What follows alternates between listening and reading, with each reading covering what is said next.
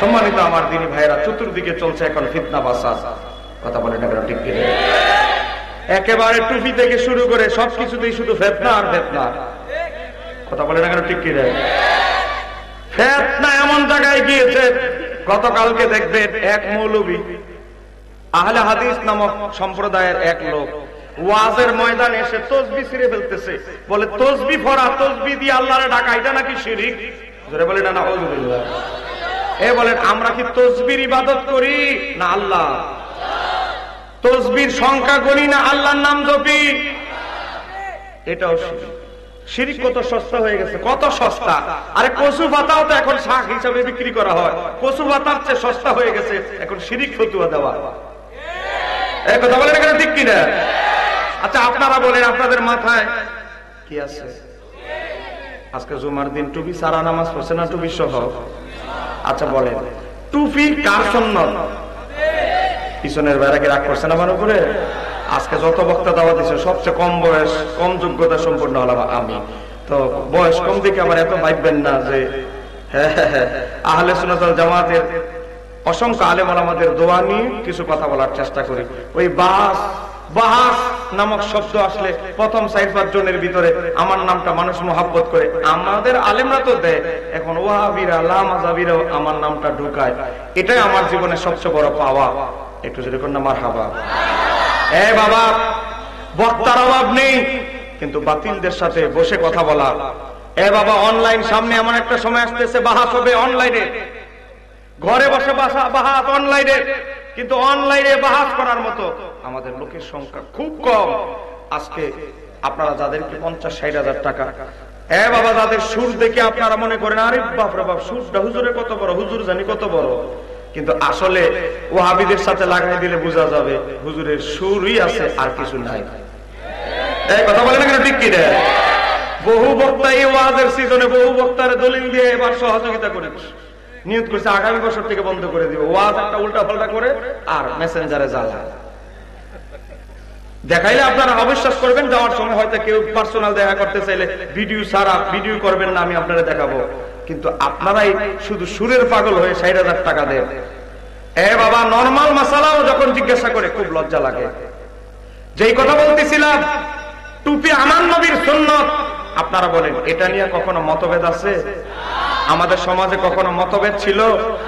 এখন হঠাৎ করে যদি বলে টুপি পরা বেদাত, তাহলে কি আমরা কি তাকে মেনে নিব?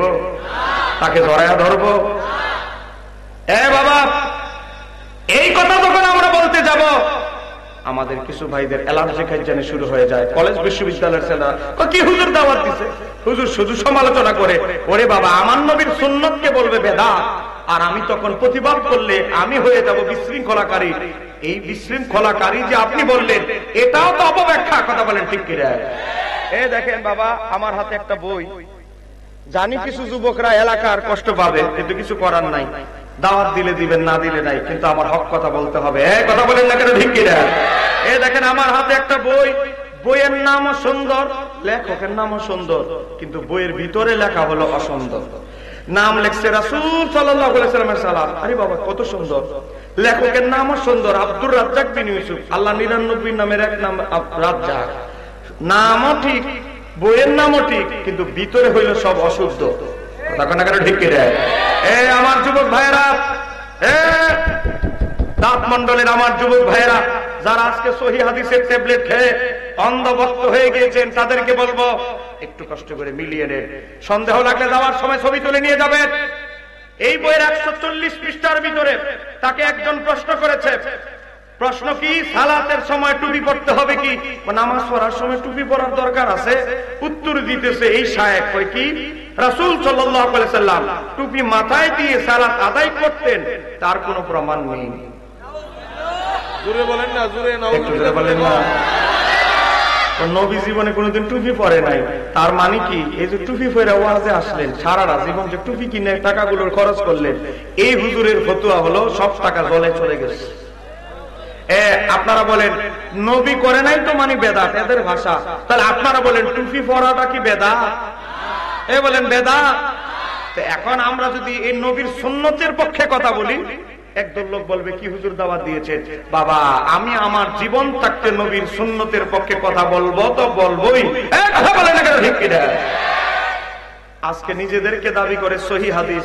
বাবা আজকে শিরিক শিরিক করতে করতে করতে মানুষের ইবাদত বাবা কেসি দিয়ে, বুঝেন না, বড় লম্বা ফেন্ডে যেমন শর্ট প্যান্ট বানায় ফেলে, ইবাদতকে নবীর সুন্নতকে ছোট করতে বেদাত বলতে বলতে বলতে বলতে আজকে ইবাদত চুরি করতে করতে করতে এখন কাফনের কাপড় পর্যন্ত চুরি করা শুরু করেছে। কথা বলে না কেন? ঠিক কিনা? আচ্ছা আপনারা নাসিরনগরের মানুষ, আমাকে একটু বলেন তো, আমাদের এলাকা, আপনাদের এলাকায় যে মহিলা মারা গেলে কয় কাপড়? কি আপনাদের এলাকায় কি 2 কাপড় দেওয়া হয় নাকি? বলেন মহিলাদের কয় কাপড়? পুরুষের, মহিলাদের। আচ্ছা এখন সারা জীবন ধরে এই দৃষ্টিতে কত আলেম ওলামা সারা জীবন শোনাইলো ফতুয়া, মহিলাদের 5 কাপড়, পুরুষের 3 কাপড়। এখন আহলে হাদিস ভাইরা কয় কাপড় দেখে? এই আহলে হাদিস আব্দুর রাজ্জাক বিন ইউসুফ তার বইয়ের পৃষ্ঠা নম্বর 296, এখানে স্টেজ ভর্তি আলেম ওলামা। ভাই আপনারা ধরবেন, পুরুষ নারী সবাইকেই 3 কাপড়ে দাফন দিতে হবে। পুরুষেরও 3, মহিলারও 3। তাহলে কয় কাপড় চুরি করলো? এখন এই আহলে হাদিসরা ইবাদত চুরি করতে করতে করতে এখন মহিলাদের কাফনের কাপড়ে পর্যন্ত নজর চলে গেছে। রাগ করতেছেন আমার কথা? হাদিয়া দিলে দিবেন, না দিলে নাই। আর দাওয়াত ভবিষ্যতে দিলে দিবেন, না দিলে নাই। কিন্তু হক কথা আমার বলতেই। এখন মহিলাদের কাফনের কাপড়ে যাদের নজর যায়, এদের প্রতি কি আর কোনো বিশ্বাস রাখা যায়? বাবা আজকে এতদিন বলেছে মাজারে আমরা সুন্নিরা শিরিক করি, কথার কথা শিরিক শিরিক শিরিক। এখন মাজারে শিরিক বন্ধ করে দিছে, এখন বলে কয় সুন্নিদের হানাফিদের মসজিদের ভিতরে শিরিক ঢুকে গেছে। একটু ধরে বলে না নাউজুবিল্লাহ। বলেন আমরা মসজিদে ইবাদত করি কার? এখন আপনাদের আমারে যদি, আমাদের সুন্নিদেরকে হানাফিদেরকে যদি সেও শিরিক ফতোয়া দেয়, আমরা কি চুপ থাকবো না প্রতিবাদ করব? দেখেন আহলে হাদিস আব্দুর রাজ্জাক বিন ইউসুফ তার বইয়ের 63 নাম্বার পৃষ্ঠা হেডিং দিয়েছে মসজিদের দেওয়ালে পাশাপাশি আল্লাহ মুহাম্মদ দেখার ব্যাপারে। এটা হলো শিরকি আকীদা। ভাই আছে না নাই? এটা শিরকি আকীদা আছে না নাই? আল্লাহর পাশে নবীর নাম মসজিদের ওয়ালে লেখা, এটা শিরিক। তো শিরিক যারা করে তারা হলো মুশরিক।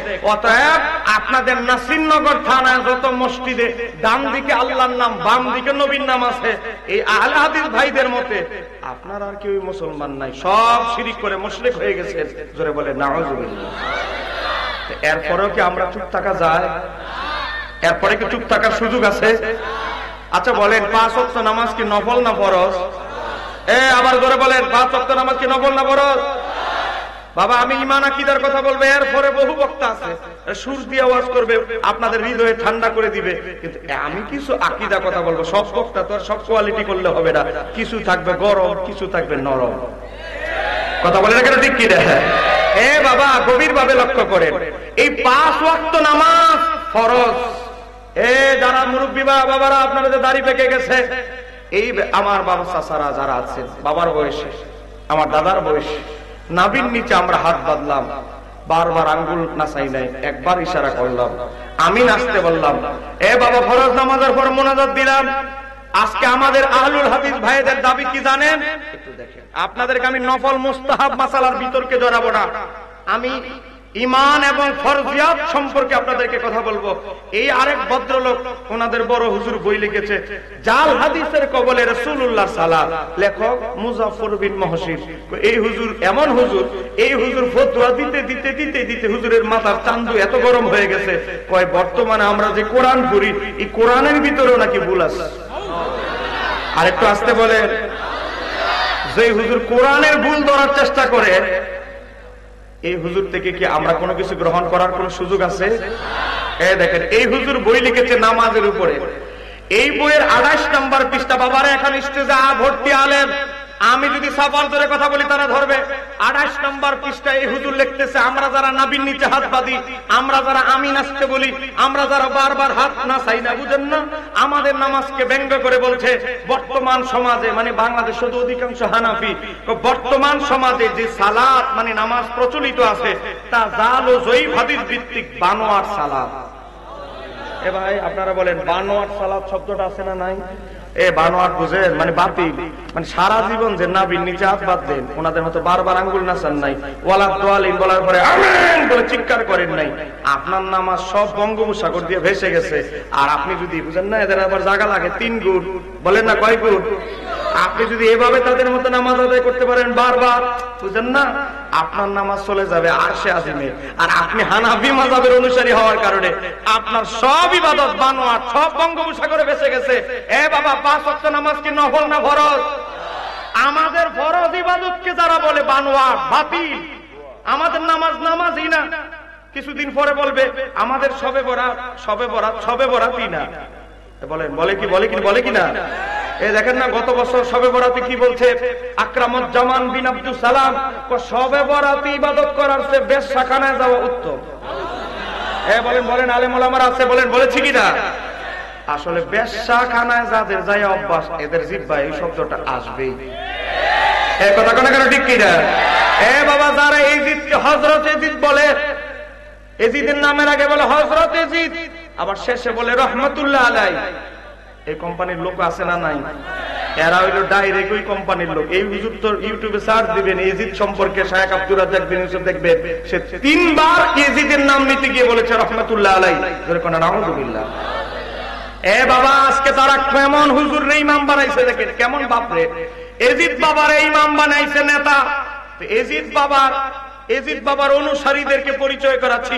আগে একটু এজিদ বাবারে চিনাই দেই তাদের। দেখে আমার হাতে একটা বই আছে, এই বইটা হচ্ছে এখন থেকে 720 বছর আগের লেখা। বলেন 700 কত? জোরে বলেন না 700। 9টা বাজে কোথায় গেলে হবে? এখন তো গরম টাইম, একটু আওয়াজ দেন, বলেন 700। 100 বছর আগের কথা বলছি না। কিতাবের নাম আল বিদায়া ওয়ান নিহায়া, লিখেছেন ইমাম ইবনে কাসির। অনুবাদটা আমরা করি নাই, আরবিও আছে আমার গাড়িতে। ইসলামিক ফাউন্ডেশন গভর্নমেন্ট অনুবাদ করেছে। এই বইয়ের 8 নম্বর খণ্ডের, এটা 8 নম্বর খণ্ড, 429 পৃষ্ঠার ভিতরে দেখে আমি এমন এক ঐতিহাসিকের ইতিহাস দেখাচ্ছি যার তাফসির আমাদের বিরোধী ভাইয়েরা উনার তাফসির ইবনে কাসির, বাবারে, বিয়াতে, অলিমাতে, খতনার অনুষ্ঠানে ওনারা ফ্রি বিতরণ করে, উপহার দেয় উনার তাফসির, উনার লেখা তাফসির ইবনে কাসির। সেই ইমাম ইবনে কাসির এই আল বিদায়া ওয়ান নিহায়া কিতাবের বাবা 8 নম্বর খণ্ড 429 পৃষ্ঠায় লিখে, আমি যদি ভুয়া কথা বলি হুজুর ধরবে, কয় এজিদের 18টা খারাপ গুণ ছিল। বলেন কয়টা? 18টা বদ খারাপ গুণ এজিদের ভিতরে ছিল। এর মধ্যে একটা হচ্ছে প্রতিদিন সে মদ পান করত। আরেকটা আসতে করো হুজুর, প্রতিদিন শব্দটা আছে না নাই? আর একটা হচ্ছে মদ পান করত, আরেকটা শব্দ হলো প্রতিদিন মদ পান করত। দুইটা কিন্তু এক জিনিস, মাঝে মাঝে খায়। আর এজিদের কোয়ালিটি হলো প্রতিদিন খায়। এখন আপনারা বলেন যে এজিদ মদ তারা যার একদিন চলে না, তার নামের আগে যারা হযরত বলে, নামের শেষে যারা এই আহলে হাদিসরা রহমাতুল্লাহ আলাইহি বলে, আমাদের সন্দেহ হয় মাঝে মাঝে রাত্রে বেলা হয়তো তাদের ঘরেও সাপ্লাই হয়। তার কারণ একজন মদখোরের দালাল আর একজন মদখোরি করতে পারে, কথা বলে কেন, ঠিক কিনা? কারণ একজন মদখোরের দালাল ভালো লোক করতে পারে না, কথা বলে না কেন, ঠিক কিনা? আমি আপনাদের বড় হুজুরের ইতিহাস থেকে দেখাইলাম। তো মদখোররে যারা নিজেদের স্বার্থে হযরত বলে, রহমাতুল্লাহ আলাইহি বলে, তাদের থেকে কি ভালো কিছু আশা করা যায়? আরো জোরে বলে। এতক্ষণ গেল ভূমিকা, আমি কিছু কথা এখন বলবো। এবার আসে সম্মানিত আমার দিনী ভাইয়েরা, আমার নবীর হাদিস, 3টা হাদিস আমি বলছি আপনাদেরকে, 3টা হাদিস গভীরভাবে অনুধাবন করবেন। বাবা, সারা দিন সারা রাত ওয়াজ কতটুকু শুনবেন আমি জানি না, অন্তত এই 3টা হাদিস বুঝে আজকে বাড়িতে যান, এই এত বড় বিশাল আজিমুস শান কনফারেন্স সাকসেসফুল হবে, এই 3টা হাদিস নিয়ে ঘরে যান। 1 নম্বর হাদিস তিরমিজি শরীফ, হাদিস নাম্বার 2641। আমি যা বলবো সাথে সাথে রেফারেন্স বলবো। এবার আসে হযরত আব্দুল্লাহ ইবনে আমর ইবনে আস রাদিয়াল্লাহু তাআলা থেকে বর্ণিত, আমার নবী বলে, বনী ইসরাইল 72 দলে বিভক্ত হয়েছে, আমার উম্মত 73 দলে বিভক্ত হবে। কুল্লুহুম ফিন্নার, সব দলই যাবে জাহান্নামে, ইল্লা মিল্লাতান ওয়াহিদাতান, তবে একটা দল ছাড়া। তাহলে আপনারা বলেন 73 দলের ভিতরে যদি একটা দল বাদ যায়, তাহলে বোঝা গেল 72 দল যাবে কোথায়? ধরে বলে না, 72 দল কোথায় যাবে? এটাকে আমি সার্টিফিকেট দিচ্ছি না, আমার নবী। আমার নবী যদি বলে 72 ফেরকা জাহান্নামে যাবে, জান্নাতে নেওয়ার ক্ষমতা কি কোন আমিরের আছে? যত বড় পিছনে সাইনবোর্ড লাগা অমুক ইসলামী দল, যত ইসলামী দলই লাগান না কেন, নবী সার্টিফিকেট দিয়েছে 2641 নম্বর হাদিস, তিরমিজি শরীফ, সিহাহ তার 6 কিতাবের একটা। তো নবী বলেছে 72 দল জাহান্নামে যাবে, জান্নাতে নেওয়ার ক্ষমতা কারো? হাদিস নাম্বার 1। এই হাদিস থেকে, এতটুকু থেকে আমরা একটা জিনিস শিখলাম, কই কি? দল 73টা হলেও ঠিকানা হবে কিন্তু দুই জায়গায়। 1 নাম্বার, 72 দলের ঠিকানা এক জায়গায়, জান্নাতি দলের ঠিকানা এক জায়গায়। কথা বলে না কেন? ঠিক কি রে? বাবা, 72 দল নামে 72টা আলাদা আলাদা হলেও বাড়ি ঘর বাসস্থান হবে এক জায়গায়। সব ট্রেনের বগি 72টা হলো, ট্রেন কিন্তু যাবে এক জায়গায়, সেটা হলো জাহান্নাম। কথা বলে না কেন? আর জান্নাতি দলের ট্রেনের বগি যদি 2000 হয়, তাদের গন্তব্য এক জায়গায়, সেটা হচ্ছে জান্নাত। এতটুকু এই হাদিস থেকে 1 নাম্বার বুঝলাম। 2 নাম্বার, আমরা একটা জিনিস এই হাদিস থেকে পাই। আমার নবীকে জিজ্ঞাসা করা হলো, ইয়া রাসূলুল্লাহ, যেই দলটা জান্নাতি হবে এদের কিছু আলামত ইশারা যদি বলে দেন, পরবর্তীদের জন্য এই দলটাকে খুঁজতে সহজ হবে। আমার নবী বলে, মা আনা আলাইহি ওয়া সাহাবী, যেই দল আমি নবীকে জীবন দিয়ে ভালোবাসবে, আমার সাহাবীদের আদর্শকে আঁকড়ে ধরবে, সাহাবীদেরকে ভালোবাসবে, ওই দলটাই হবে জান্নাতি। এবার আসি, একটা হাদিস আমি ব্যাখ্যা বুঝালাম।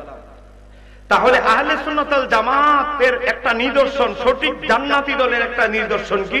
তারা জীবন দিয়ে নবীকে ভালোবাসবে, তারা জীবন দিয়ে সাহাবীদের আদর্শকে আঁকড়ে ধরার চেষ্টা করবে। কথা বলে না কেন? ঠিক কি? আজকে একদল লোক বের হয়ে গেছে, যাদের বড় হুজুর পাকিস্তানের বলেছে সাহাবাই কেরাম সত্যের মাপকাঠি নন। বাবা, এই বেচারা তার একটা বই লিখেছে, খিলাফত ও মুলুকিয়াত। সেই বইয়ের ভিতরে নবীর 29 জন সাহাবীকে গালমন্দ করেছে। জোরে বলেন না নাউযুবিল্লাহ। বাবা, আমাদের ওই খিলাফত ও মুলুকিয়াত বইয়ের লেখক এখন আবার আমাদের ওই ভাইয়েরা ক্ষমতা না পাইয়াও মনে করছে ক্ষমতা পাইয়ালিস। কথা কেন কেন? ঠিক কিনা? বিভিন্ন মাজারে আক্রমণ হচ্ছে, হচ্ছে কি হচ্ছে না? বিভিন্ন দরবারে আক্রমণ হচ্ছে কি হচ্ছে না? বাবা, আমরা কোন দলকে, কোন ব্যক্তির, কোন সংগঠনের নাম নিয়ে আমরা কথা বলবো না, কিন্তু আমরা হক কথা বলাও আবার ছাড়বো না। বাবা, আজকে গাছ পর্যন্ত কেটে নিয়ে যায়, পুকুরের মাছ পর্যন্ত নিয়ে যায়, আবার চেহারাটা যেমন মহিষের চেহারা, এমন মহিষ পর্যন্ত চুরি করে নিয়ে যায়। আবার জানতে পারতাম না, তারা যদি আবার নিজেরা ভিডিও না করতো, আবার তারা নিজেরাই ভিডিও করে বিশ্ববাসীরা তারাই আবার জানাই দিচ্ছে এরা যে গরুছো, এটা আবার তারাই মানুষকে জানায়। কথা বলে না কেন? ঠিক কি যায়? সেখানে তো ভিডিও আমরা করি না, ভিডিও করছে না আপনারা। এক কথা বলে না কেন? ঠিক কি যায়? বাবা, এবার যে কথা বলতেছিলাম, হাদিস নাম্বার 1। এই 1 নাম্বার হাদিস থেকে আমরা বুঝলাম 73টা দল উম্মতে মুহাম্মাদীর মাঝে হলেও বাবা, হাসরের ময়দানে বাস্তবিক পক্ষে দল হবে 2টা। 72 দল এক সাইডে হবে, তারা জাহান্নামে যাবে, জাহান্নামে যাওয়ার টিকিট পাবে। বাবা, আর জান্নাতি দল জান্নাতে যাবে। তাহলে হাসরের ময়দানে আবার এই 73 দলটা ভাগ হবে 2 দলে। বলে কয় দল? জাহান্নামী জান্নাতি, জাহান্নামী জান্নাতি। এবার আসেন আমি মূল আলোচনায় আবার ঢুকতেছি। বাবা, কোরআনুল কারীমে এই কথাকে বোঝানোর জন্য আমার আল্লাহ সূরা আলী ইমরান 106 নম্বর আয়াত নাযিল করেছে। আমার আল্লাহ কোরআনুল কারীমে সূরা আলী ইমরান 106 নম্বর আয়াতে আমার আল্লাহ বলছেন, ইয়াউমা তাবিয়াতু উজুহুন, হাসরের ময়দানে উম্মতে মুহাম্মাদীর এক দলের চেহারা হবে শুভ্র শুভ্র নূরানি, যাদের চেহারা থেকে নূর নূর চমকাতে থাকবে। নাম্বার 1। নাম্বার 2, আবার আমার আল্লাহ বলছে সূরা আলী ইমরান 106 নম্বর আয়াত, বলেন কোরআন কি আমার বানানো কিতাব না আল্লাহর কিতাব? বাবা, আমার আল্লাহ তারপরে বলছে ওয়া তাসওয়াদু উজুহুন, হাসরের ময়দানে উম্মতে মুহাম্মাদীর আরেক দলের চেহারা হবে আমাবস্যার রাত যেমনি ভাবে অন্ধকারময়, তাদের চেহারাটা হবে এমন কুৎসিত। বাবারে, কাদের চেহারা হাসরের ময়দানে, কাদের চেহারা থেকে নূর চমকাবে আর কাদের চেহারাটা কালো হবে? জানার দরকার আছে না নাই? বলেন দরকার আছে না নাই? আপনাদেরকে দেখাচ্ছি, দেখেন। আমি দলিল ছাড়া কথা বললে এখানে ধরবেন। এবার আসেন, আমার হাতে একটা কিতাব দেখতে পাচ্ছেন। এই কিতাবটার নাম হচ্ছে মাজমাউল ফাতাওয়া। ওই আপনাদের নাসিরনগর বাজারে গেলে এই কিতাব পাবেন না, ব্রাহ্মণবাড়িয়া বাজারে গেলে পাবেন না। এগুলো আমরা অর্ডার দিয়ে আনাইতে হবে, দামেস্কের ছাপা এটা। ইবনে তাইমিয়া আজকে যায় বাবা, কওমি ভাইরা, আলুল হাদিস ভাইরা, জামাত ইসলামের ভাইরা, 3 দলের ভাইরা যার নাম নেওয়ার আগে বলে শাইখুল ইসলাম ইমাম ইবনে তাইমিয়া। ইবনে তাইমিয়ার নামে প্রায় 17টা স্কুল করেছে আমাদের বিরোধী ভাইরা সারা বাংলাদেশে, 17টা। কুমিল্লায় আছে, আমাদের বিভিন্ন জায়গায় আছে। তো কতটুকু ভালোবাসে বেচারারে, বেচারার নামে স্কুল পর্যন্ত বানাইলিস। এই ইবনে তাইমিয়া 32 খন্ড একটা ফতোয়ার কিতাব লিখেছে, এটার নাম হচ্ছে মাজমাউল ফাতাওয়া। এইটার ভিতরে 19 নম্বর খন্ড, হুজুর 19 নম্বর খন্ড, হ্যাঁ বাবা বাংলা বই না, আপনি ধইরা পড়ে ফেলবেন। 19 নম্বর খন্ড, পৃষ্ঠা নাম্বার 64, 64 নম্বর পেজে এই যে আয়াত, হাসরের ময়দানে এক দলের চেহারা হবে শুভ্র নুরানি, আরেক দলের চেহারা হবে কুৎসিত। এই প্রসঙ্গে এই আয়াতের ব্যাখ্যায় ইবনে তাইমিয়া আহলে হাদিস জামাত ইসলাম কওমি ভাইদের সবচেয়ে বড় আলেম, তাদের দৃষ্টিতে মুহাক্কিক আলেম, তাদের ভাষায় সে ইবনে তাইমিয়া সে কি বলে, ক্বালা ইবনে আব্বাস, ইবনে তাইমিয়া উল্লেখ করতেছে রাইসুল মুফাসসিরিন হযরত আব্দুল্লাহ ইবনে আব্বাস বলে সাহাবীদের যুগ থেকে কিয়ামত পর্যন্ত এই উম্মতে মুহাম্মাদীর সবচেয়ে বড় যিনি মুফাসসির তার নাম হচ্ছে আব্দুল্লাহ ইবনে আব্বাস। হযরত আব্দুল্লাহ ইবনে আব্বাস রাদিয়াল্লাহু তাআলা এই আয়াতের ব্যাখ্যায় বলে কয় কি, তাবিয়াদু উজুহুল, হাসরের ময়দানে যাদের চেহারা থেকে শুভ্র হবে, যাদের চেহারা থেকে আলো বিচ্ছুরিত হবে, নূর বিচ্ছুরিত হবে, তো সেই দলের নাম হচ্ছে আহলে সুন্নাত ওয়াল জামাত। আরেকটু জোরে বলেন না সুবহানাল্লাহ। হুজুর আহলে সুন্নাত ওয়াল জামাত 3টা শব্দ আছে না নাই? আজকে বাবা অমুক ইসলামী, অমুক বুঝেন না, আহলে হাদিস, অমুক ইসলামী, অমুক অমুক অমুক অমুক দল আবিষ্কার করেছে, নিজেদেরকে সঠিক দাবি করে। আর আপনাদের বড় হুজুর ইবনে তাইমিয়া ফতোয়া দিয়ে গেছে, কয় কি, জান্নাতে যাবে হাসরের ময়দানে এক দল, সেই দলের নাম আহলে সুন্নাত। পিছনের ভাইদেরকে কি আমার পক্ষ থেকে সাটা দিতে হবে নাকি? বলেন না, এই জান্নাতে যাবে এক দল, সেই দলের নাম আহলে সুন্নাত। এটাকে আমরা বলতেছি না, আমাদের বিরোধী ভাইদের বড় হুজুর বলতেছে, তাদের বড় হুজুর ফতোয়া দিচ্ছে। দেখে আমার যুবক ভাইরা, যাওয়ার সময় দরকার হলে ছবি, কিতাবটার ছবি, পৃষ্ঠাটার ছবি নিয়ে হোয়াটসঅ্যাপে তোমার বড় হুজুরের পাঠাও, একটু যাচাই বাছাই করে দেখো দলিলটা কি সঠিকই দিলাম না ভুল দিলাম। এরপরে কি আর কোনো কথা হতে পারে? আমরা কি তাদেরকে কোনো গালাগালি করেছি? এবার আসেন, একটা দেখাইলাম, এবার আসেন 2 নাম্বার। দেখেন আমার হাতে আরেকটা কিতাব, কোন আওয়াজ নেই, দেখেন এই তাফসীরটার নাম হচ্ছে তাফসীর ইবনে কাসির, লিখেছেন ইমাম ইবনে কাসির। বাবা এই তাফসীরের লেখকের নামের আগে আমাদের বিরোধী ভাইরা বলে ইমাম ইবনে কাসির। বাবা ইমাম ইবনে কাসির 4 খণ্ডে তাফসীর ইবনে কাসির লিখেছে। এটা কিন্তু বাংলা বই না, আরবি। তাফসীর ইবনে কাসিরের এটা প্রথম খণ্ড, দারুল হাদিস কায়রো মিশরের ছাপা।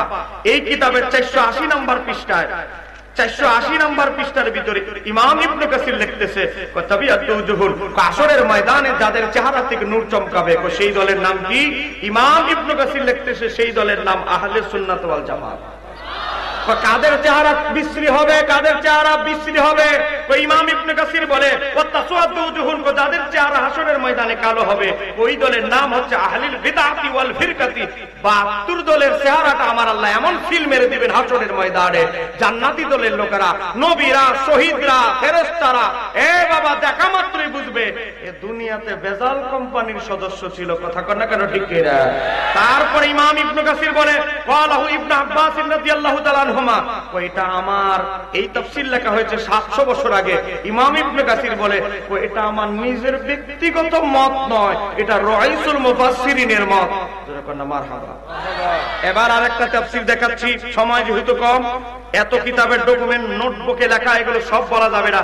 এবার আরেকটা তাফসীর দেখাচ্ছি, এই তাফসীরের নাম হচ্ছে আদ-দুররুল মানসুর, লিখেছেন 9ম শতাব্দীর মুজাদ্দিদ ইমাম জালালউদ্দিন সুয়ুতী, যিনি জাগ্রত অবস্থায় আমার নবীকে 75 বার দেখেছেন।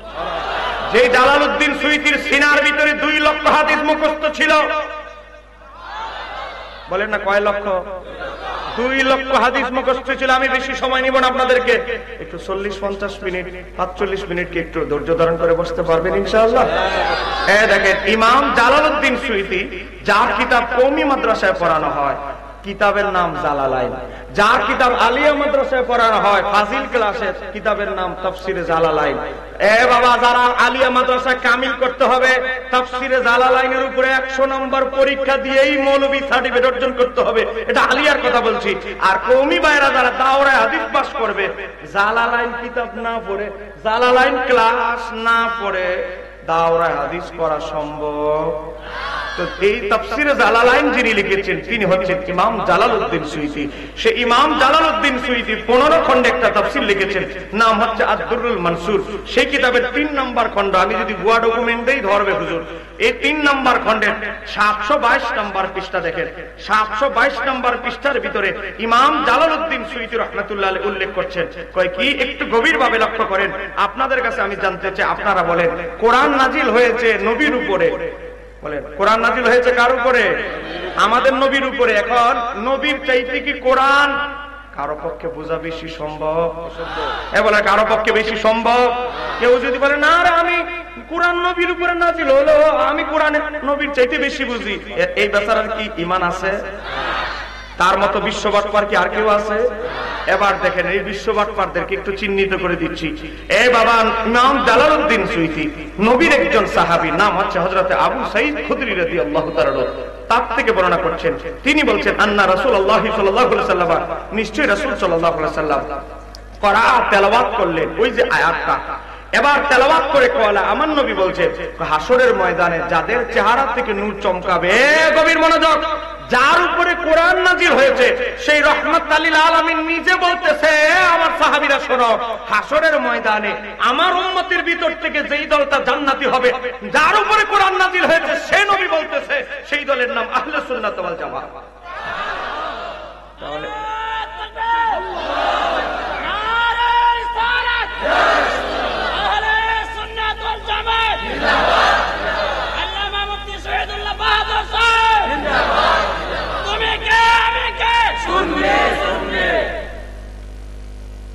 গভীর মনোযোগ, এবার আসে তো যার উপরে কোরআন নাজিল হয়েছে সেই রহমাতুল লিল আলামিন আমার নবী বলে জান্নাতে যাবে একদল, হাসরের ময়দানে যাদের চেহারা থেকে নূর চমকাবে এটা হবে একদল, সেই দলের নাম আহলে সুন্নাত।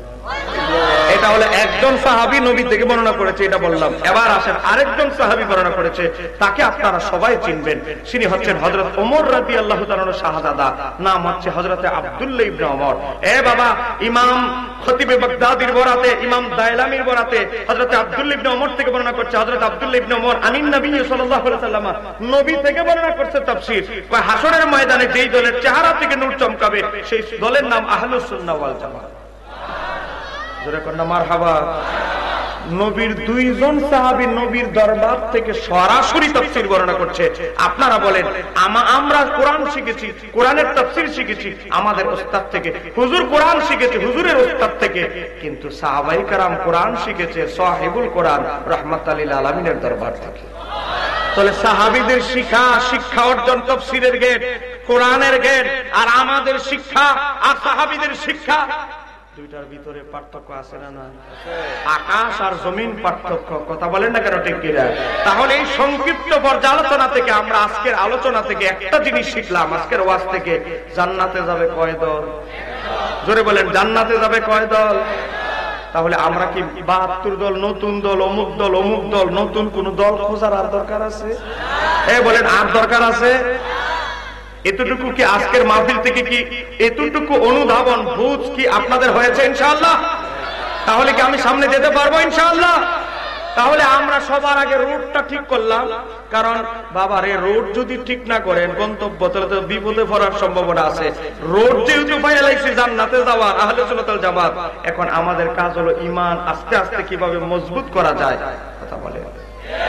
এবার আসেন আহলে সুন্নাত ওয়াল জামাতের একটা বৈশিষ্ট্য, তারা জীবন দিয়ে আমার নবীকে ভালোবাসে। কথা বলে না, কথা বলে না কেন, ঠিক কি? একটা উপমা আপনাদেরকে দিচ্ছি, একটা উদাহরণ। এই চলে বসো, একটা উদাহরণ আপনাদেরকে দিচ্ছি। দেখেন উদাহরণটা দিচ্ছি এখন থেকে 1350 বছর আগে, 1400 বছর আগের একটা উদাহরণ আপনাদেরকে দিচ্ছি, 1500 বছরের কাছাকাছি আগে। দেখেন এই কিতাবের নাম হচ্ছে আল বিদায়া ওয়ান নিহায়া। এই কিতাবের 277 পৃষ্ঠার ভিতরে এসেছে ঘটনাটা। উদাহরণ দিচ্ছি আহলে সুন্নাত ওয়াল জামাত। আহলে সুন্নাত ওয়াল জামাতের গুরুত্ব আপনাদেরকে বুঝাচ্ছে। মনে রাখতে হবে, আমার নবী কিন্তু বলেছে জান্নাতি দল আহলে সুন্নাত ওয়াল জামাতের নমুনা হবে, তারা জীবন দিয়ে আমি নবীরে ভালোবাসবে, আমার সাহাবীদেরকে অনুগত করবে। কথা কন না কেন, ঠিক কি না? এবার আসেন দেখেন নবীর মুহাব্বত আহলে সুন্নাত ওয়াল জামাতের আমাদের সুন্নিদের এক নাম্বার বৈশিষ্ট্য হচ্ছে নবীর মুহাব্বত সবার আগে। কথা বলে, এজন্যই আমার নবীকে যখন কেউ কাউবয় বলে, রাখাল বলে, আমরা সহ্য করতে পারি? বলেন সহ্য করতে পারি? ওই এক আমাদের ওলিউল্লাহ আশিক হুজুর, দু জাহানের বাদশা নবী কামলিওয়ালা, দু জাহানের বাদশা কেন বলল? এখন এক মৌলবী বাদশাও বুঝে না, বাদশাও বুঝে না। একটা হলো বাদশা, এটা হলো ফার্সি শব্দ, আর বাদশা এটা তোয়া দিয়া, এটা হলো আরেক জিনিস। একদিনে গায়ের দিয়া গোড়ার মধ্যে লাগায়া এখন লাগাই দিছে একটা আউল বাউল ফাইজলামানি। কথা কোনা কেন ঠিক করে? কোথায় বাদশা আর কোথায় বাদশা? বাবা, আরবি বুঝে না, ফার্সি বুঝে না, বুঝেন না? তো ফির বলি দি নাই। আরে ভাই, ফির তো ফার্সি শব্দ, কোরআন হাদিস তো আরবি। ফির নাই তো ফির থাকবে কিভাবে? ফির তো ফার্সি শব্দ, কোরআন হাদিস তো আরবি। কথা কোনা কেন ঠিক কি? কেউ যদি বলে কোন জাহেল, কোরআন হাদিসে নামাজের কথা উল্লেখ নাই, কিছু বাউল দেখবে লাল শালু পরে, বুঝেন না? একটা রাজো তারা নিয়ে গান গাদ্য করে, নিজে নামাজ পড়ে না, বুঝেন না? আরো মানুষকে নামাজ থেকে বাদ দেওয়ার জন্য, মানুষকে নামাজ থেকে বিমুখ করার জন্য বলে কোরআনের নামাজ পড়ার কথা এক জায়গাও নাই। এই বাপ্পার বাউল এটা বুঝে যে কোরআন হাদিস হইল আরবি, নামাজ হইল ফার্সি। বাবা, কেউ যদি বলে কোরআন হাদিসে শবে বরাত নাই, তাহলে বাবা এটা হলো একটা ছল চাতুরি। কারণ শবে বরাত ফার্সি শব্দ, আর আরবিতে লাইলাতুন নিসফু মিন শাবান হলো, শবে বরাতকে বলা হয় আরবিতে এটা, আর ফার্সিতে বলা হয় শবে বরাত। তো কোরআন হাদিস তো আরবি, শবে বরাত তো ফার্সি। এখন এই যে ছল চাতুরির আশ্রয় আজকে নিচ্ছে, এই আশ্রয় আজকে গতকালকে দেখেন এক বক্তা বলতেছে যে দু জাহানের বাদশা নবী, এই কথা বলা এটা বেয়াদবি হবে, শিরিক হবে। নাউজুবিল্লাহ। ওই যে একটু আগে বললাম শিরিক ফতুয়া এখন কচু বাতার চেয়ে সস্তা হয়ে গেছে। কথা কন না কেন? এদের মৌলবীদেরকে দেখবেন প্রশ্ন দিছে এতগুলো প্রশ্ন, বেদাত শিরিক, বেদাত শিরিক, আর কোন দলিল আছে? বেদাত আর শিরিক বলতে কি কোরআন হাদিস পড়া লাগে? বাবা, গভীর ভাবে লক্ষ্য করে বুঝছি। আমার চাচা আবার এদের গাঁটটা খেয়াল করছে। বাবা, জামানাটা হলো ইসলামের দ্বিতীয় খলিফা আমিরুল মুমিনিন হযরত ওমর রাদিয়াল্লাহু তাআলার জামানা। ইয়ামান দেশে এক ভণ্ড নবীর আবির্ভাব হলো। বলেন কি নবী? জোরে বলেন না, কি নবী? আপনারা কি চান আমি মাইক ছেড়ে দেই? তাহলে ইশারা দেন, আমি মাইক ছেড়ে দিই, বক্তা আরো রেডি আছে। বলেন ইয়ামান দেশে কোন নবীর আবির্ভাব হলো? ভণ্ড নবীর। পয়সাপাতি আছে ভালো, শিল্পপতি, ছেলে সন্তান নাই। চিন্তা করলাম আমার যেহেতু ছেলে সন্তানই নাই, এই সুযোগে যদি নিজের নবী দাবি করতে পারি, তাহলে কিছু ভক্ত অনুরক্ত টিয়া পয়সা ছড়ায়া কিছু ভক্ত দালাল বের করব, তারা খালি আমার মুজিজা উল্টা পাল্টা কিছু কাহিনী ছড়ায় দিবে, মানুষ বাজার গরম হয়ে যাবে, মানুষ আমার কাছে আসবে, সেজদা দিবে, তাজিম করবে। এই ভণ্ডের খায়ের জাগলো নবী দাবি করার। একটু ধরে বলে না, নাউজুবিল্লাহ। বাবা, ইয়ামান দেশে তার বিস্তার লাভ করতে লাগলো। তার বিরুদ্ধে কেউ দাঁড়ালে এক প্রকার গুন্ডা বাহিনী টাকা দিয়ে লেলিয়ে দিয়েছে। গরিব অসহায় মানুষ যদি বন্ড নবীর বিরুদ্ধে কথা বলতো, রাত্রেবেলা ঘর থেকে মুখ বেঁধে তাকে নিয়ে যেত, মরুভূমি থেকে কাজের জায়গা থেকে মুখ বেঁধে তাকে আয়না ঘরের ভিতরে ঢুকিয়ে দিত। বাবা, এই পরিস্থিতি দেখে ভণ্ড নবীর বিরুদ্ধে সাধারণ মুসলমান যখন কথা বলা বন্ধ করে দিলেন, আমার নবীর একজন আসে, তার নাম হচ্ছে হযরতে আবু মুসলিম আল খাওয়ালানী রাদিয়াল্লাহু তাআলা। বাবা, মদিনা শরীফে আমার নবীর ওফাত হওয়ার পর, রওজা শরীফে আমার নবীকে দাফন করার পর 2 দিন পরে সেই ইয়ামান দেশ থেকে মদিনায় আসলো। আসার পরে নবীর রওজা শরীফের সামনে অজরে কাঁদতে লাগলেন। হযরত আবু বকর সিদ্দিকের হাতে হাত রেখে বায়াত হয়ে মুসলমান হয়েছিলেন আবু মুসলিম কাওয়ালানী। একটু জোরে বলা যাবে কি সুবহানাল্লাহ? হযরত আবু বকর সিদ্দিক বলেন, আবু মুসলিম কাওয়ালানী, তুমি তো ইহুদি ধর্মের অনেক বড় আলেম, তুমি মদিনায় থাকো, ইসলাম সম্পর্কে আরো জ্ঞান অর্জন করো, তুমি যেখানেই যাবে ইসলামের জন্য কাজ হবে। আবু মুসলিম খাওয়ালানি বলে, আমি ইসলাম গ্রহণ করেছি, আমি আমার দেশ, নিজের জন্মভূমি ইয়ামান দেশে ইসলামের প্রচারের জন্য কাজ করব। আবু মুসলিম খাওয়ালানি ইয়ামান দেশে চলে গেল। এই ঘটনা ঘটার সময় তিনি উপস্থিত। বাবা, আবু মুসলিম খাওয়ালানি অল্পের জন্য, মাত্র 4 থেকে 5 দিনের জন্য নবীর সাহাবী হওয়ার মর্যাদা অর্জন করতে পারে নাই। এ বাবা, নবীর সাহাবী হওয়ার মর্যাদা লাভ করা এটা চরম বড় সৌভাগ্যের ব্যাপার। কথা কোন কেন ঠিক কি না? এ বাবা, নবীর এক মুহূর্ত সোহবত। আজকে আমরা কেন সাহাবীদের সমালোচনা নিষেধ করি? কারণ নবীর এক মুহূর্ত সোহবতের অনেক মাকাম, অনেক দাম। কথা বলেন না কেন ঠিক কি না? আপনাদেরকে আমি বলছি, যেহেতু সময় খুব কম, তাড়াহুড়া করে কথাগুলো বলতে হবে। দেখেন, সহিহ বুখারী শরীফ একটি হাদিস এসেছে। বলেন কি শরীফ? বলেন না কি শরীফ? আরে ভাই, কাহিনীর ওয়াজ শুনতে শুনতে এলমি ওয়াজ এখন মাঠ থেকে বিদায় নিচ্ছে। আমরা কিছু পরিবেশটা আগের মতো আনতে চাচ্ছি পুরনো দিনে। সহিহ বুখারী হাদিস নাম্বার 5657 নাম্বার হাদিস। সহিহ বুখারী থেকে বলছি 5657।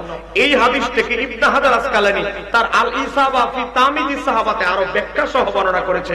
এসেছে একজন ইহুদি যুবক, বলেন ইহুদি যুবক, আমার নবী যখন মসজিদে নববী থেকে বের হতো, হুজরা শরীফ থেকে বের হতো, ওই ইহুদি যুবকটা দাঁড়ায়া এক ধ্যানে আমার নবীর দিকে তাকায় থাকতো, চেহারা নরের দিকে তাকায় থাকতো। আমার নবী ইহুদি যুবককে বলে, তাহলে এদিকে আসো। তুমি তো মনে হয় ইহুদি। ইয়া রাসূলুল্লাহ, তুমি আমি মসজিদে নববী থেকে বের হলে আমার দিকে হা করে তাকায় থাকো, ঘটনা কি? ইহুদি যুবকটা বলে, ইয়া রাসূলুল্লাহ, নবী গো, আমার মনে যখন অশান্তি থাকে, আমি মানসিক ভাবে যখন অসুস্থ থাকি, মানসিক ভাবে যখন কষ্টে থাকি, পেটের ভিতরে যখন আমার ক্ষুধা থাকে, আমি দৌড়ায় আপনার চেহারাটা দেখার জন্য এক নজর আসি। আপনার চেহারা আনোয়ারের দিকে তাকাইতে দেরি আমার মনের কষ্ট, ক্ষুধার যন্ত্রণা মিটে যায়। এ বাবা, আমার নবী বললেন, ঠিক আছে, কিচ্ছা বলছেন, আমি বুখারী শরীফ থেকে বলছি। এ বাবা, একটু আমার নবীর সামনে অগ্রসর হলেন। এই যুবকটা, ইহুদি যুবকটা নবীর সামনে গেলেন, গিয়ে বলি, ইয়া রাসূলুল্লাহ, আপনার কাছে আমার একটা আরজি আছে, একটা আবেদন আছে। বল বল, কি বলবা? বলি, ইয়া রাসূলুল্লাহ, হযরতে আনাস, হযরতে সাফিনা, আপনার পালক পুত্র যায়েদ ইবনে হারেসা, তারা আপনার গোলামি করে। আমি ইহুদি হতে পারি, আমার মনে চায়, আমার মনটায় বড় চায়, মাঝে মাঝে আপনার গোলামি আমি করি। আপনি যদি অনুমতি দেন, মাঝে মাঝে আপনার হাট বাজার, মাঝে মাঝে হুজুর বানিয়ে গিয়ে মাঝে মাঝে একটু খেদমত করতে চাই। আমি ইহুদি হওয়ার কারণে কি বঞ্চিত হব? ইয়া রাসূলুল্লাহ, আপনি যদি অনুমতি দেন, আমি আপনার মাঝে মাঝে খেদমত করতে চাই। আমার নবী ওই ইহুদি বালক যুবকের কলবের দিকে তাকায় দেখে, সত্যি তার হৃদয়ের ভিতরে নবীর মহব্বত আছে। বলেন, নবীর মহব্বত কি কম দামি না? বলেন, কম দামি না মূল্যের ঊর্ধ্বে? গভীর ভাবে লক্ষ্য করেন। আমার নবী বলেন, আচ্ছা যা, মাঝে মাঝে খেদমত করিস। এ বাবা, ইহুদির এই বালক মাঝে মাঝে হুজুর পানি নবীকে বাজার এনে দিতেন, সহযোগিতা করতেন, খেদমত করতেন। এ বাবা, হঠাৎ করে ইহুদির এই বালক অসুস্থ হয়ে গেল, মুমূর্ষু অবস্থায় বিছানায় পড়ে গেল। আমার নবী অনুসন্ধান করে তার বাড়িতে ফল নিয়ে দ্রুত গতিতে চললেন। একদিকে আমার নবী ঘরের ভিতরে ঢুকলেন। আমার নবী দেখে নবী ঢুকেছে একদিকে, আজরাইল ঢুকেছে একদিকে, কারণ আজরাইলের কাছে নোটিশ চলে এসেছে, এই মুহূর্তে তার জান কবজ হবে। এ বাবা, আজরাইল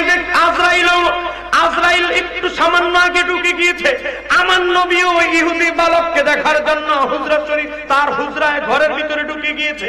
আজরাইল যখন তার রূহটা কবজ করবে, আজরাইল দেখে ইতিমধ্যে আল্লাহর হাবিব তার ঘরের ভিতরে ঢুকে গিয়েছে। আজরাইল বলে, যেই রোগীকে আল্লাহর হাবিব রাহমাতাল লিল আলামিন দেখতে এসেছে, আমি যদি তার রূহ কবজ করি, আমার চাকরি থাকবে না। আজরাইল আমার নবীকে দেখা মাত্রই আজরাইল ঘরের কর্নারে দাঁড়ায় রইলেন আদবের সাথে। এ বাবা, ইমাম ইবনে হাজার আসকালানী আল ইসাবা কিতাবে বর্ণনা করেছে, আজরাইল দাঁড়ায় আছে, অথচ আজরাইলের কাছে নোটিশ এসে গিয়েছে, এই মুহূর্তেই রূহ কবজ করার কথা। আজরাইল বলে, আমি বিলম্বিত করব, দেরি করব, যেহেতু রাহমাতাল লিল আলামিন স্বয়ং তাকে দেখার জন্য এসেছে। এ বাবা, আমার নবী তার মাথায় হাত বুলালেন ইহুদি বালকের। মাথায় হাত বুলানোর পরে আমার নবী ইহুদি বালককে বলতে লাগলেন, ও যুবক, আমি দেখতে পাচ্ছি আজরাইল তোমার ঘরের আশেপাশে ঘোরাফেরা করছে, তোমার সময় নাই, সময় নাই। আমি নবীকে তুমি অনেক ভালোবাসো, অনেক খেদমত করেছো, তোমার আর জান্নাত জান্নাতুল ফিরদাউসের মাঝখানে একটা দেয়াল আছে, আমি চাই তুমি দেয়ালটাকে লাথি মেরে ভেঙে ভেঙে ফেলো, আমার হাতে হাত রেখে তুমি বায়াত হয়ে যাও। তোমার সিনার ভিতরে, হৃদয়ের ভিতরে আমি নবীর জন্য যেই ভালোবাসা, এই ভালোবাসা তোমাকে আমি নবীর কাছাকাছি অবস্থান করে দিবে।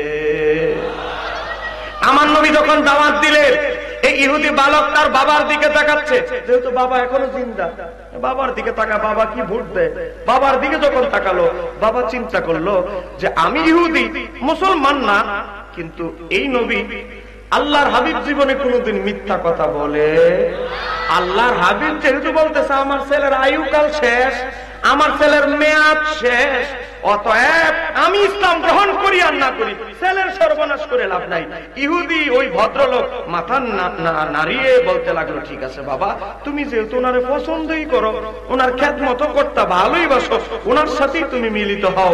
ইশারা যখন দিল, ওই ইহুদি বালক আমার নবীর হাতে হাত রেখে বায়াত হয়ে মুসলমান হয়ে গেলেন। আর আজরাইলকে আমার নবী আজরাইলকে ইশারা দিলেন আঙ্গুল মোবারক দ্বারা, এবার তুমি তোমার কাজ করতে পারো।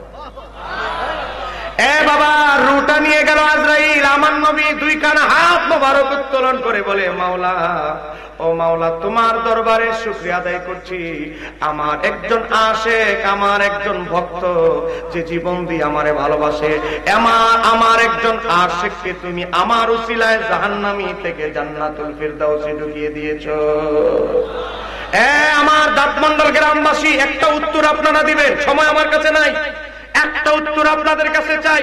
এই যে যুবক ইহুদি থেকে মুসলমান হলো, নবীর হাতে হাত রেখে বায়াত হলো, বায়াত হয়ে মুসলমান হওয়ার পর পরই সে মারা গেল, ঈমান গ্রহণ করার পরে সে কি হজ আদায় করতে পারছে? নামাজ, রোজা, দান সদকা? তাহলে আমাদের ওহাবি ভাইয়েরা হয়তো দূরবীন দিয়ে খুঁজলে দেখবে বাহ্যিক ভাবে তার আমল নামায় কিছু নাই, কিন্তু আমরা প্রেমের নজরে তাকাইলে সুন্নিরা, আশিক রাসূলরা দেখবে তার আমল নামার খাতা এমন একটা জিনিস আছে, সেটা হচ্ছে নবীর গোলামি আর ইশকে রাসূল। একটু ধরে বলো তবে কি সুবহানাল্লাহ। এই যে ইহুদি বালক থেকে মুসলমান হলো, সে থাকবে জান্নাতুল ফিরদাউসে। এ বাবা, হজ করতে পারে নাই, যাকাত দিতে পারে নাই, এক ওয়াক্ত নামাজ আদায় করতে পারে নাই, শুধু তার আমল নামার খাতায় আছে নবীর গোলামি, হৃদয়ের মাঝে নিয়ে গিয়েছে নবীর মুহাব্বত। নবীর মুহাব্বতের কারণে আমার আল্লাহ তাকে জান্নাতুল ফিরদাউস দান করবে। এ বাবা, ইয়ামান দেশের ঘটনা বলছি, আজকে মনে আছে? মনে আছে? ওই যে ভণ্ড নবী টিয়া পয়সা খরচ করে নিজের নবী দাবি করে দালাল লাগিয়ে দিয়েছে, তার কথা বলছি। ইয়ামান দেশে যখন তার অধিপত্য বিস্তার হয়ে গেল, উম্মতে মুহাম্মাদের ভিতর থেকে একজন ব্যক্তি, তার নাম হচ্ছে আবু মুসলিম খাওয়ালানি আল ইয়ামানি, তিনি এ বাবা ইয়ামান দেশের রাজধানী সানা শহরের একটা উঁচু পাথরের উপরে দাঁড়ালেন। পাথরের উপরে দাঁড়ায় বলতে লাগলেন, ইয়া আইয়ুহান নাস, এ মানুষের এদিকে আসো, এদিকে আসো। হাজার হাজার মানুষ জড়ো হয়ে গেল। আমার নাম আবু মুসলিম আল খাওয়ালানি। বাবারে, আমি কিচ্ছা বলছি না, ইমাম ইবনে কাসির আল বিদায়া ওয়ান নিহায়া 8 নম্বর খণ্ড 277 পৃষ্ঠা, হুজুর 200 কত 77, হযরতে আবু মুসলিম আল খাওয়ালানি আছে না? না। এ বাবা, 700 বছর আগের ইতিহাসের কিতাব থেকে বলছি, গভীরভাবে লক্ষ্য করে। এ বাবা, উঁচু একটা জায়গায় দাঁড়ায় মানুষকে ডাকলে, এ মানুষ আসো, আসো। আমার নাম আবু মুসলিম খাওয়ালানি, আমি অল্পের জন্য নবীর সাহাবী হওয়ার সুযোগ আমার হয় নাই। আমি মদিনা শরীফে গিয়ে দেখেছি 2 দিন আগে নবীকে দাফন করা হয়েছে, অল্পের জন্য আমি সাহাবী হতে পারি নাই, কিন্তু আমি নবীর একজন উম্মত। আমি তোমার ভণ্ড নবীর অনুসারীরা, আমি তোমাদের ভণ্ড নবীকে বাহাসের চ্যালেঞ্জ দিচ্ছি। বাহাস হবে চাপার জোরে নয়, বাহাস হবে জবানের জোরে নয়, বাহাস হবে বেলায়েতের জোরে। বলেন, বাহাস হবে কিসের জোরে? পিছনের ভাইরা কি আমার সাথে রাগ করছেন নাকি বাবা? বলেন, কোন সমস্যা হয়েছে নাকি?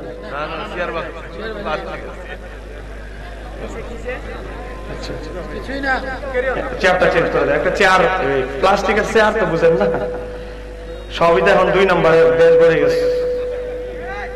আপনাকে রাগ করতেছেন নাকি? একটু মহব্বতে বলেন আল্লাহুম্মা।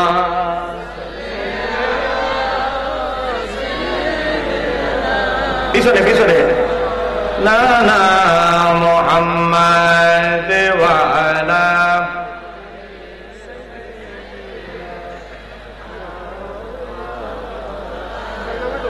আল্লাহ তুমি দয়া করো নসিব করো মদিনা মোদের সালাম পৌঁছে দিও ওই যে সোনার মদিনা আল্লাহুম্মা মাশাআল্লাহ এদিকে আওয়াজ কম হচ্ছে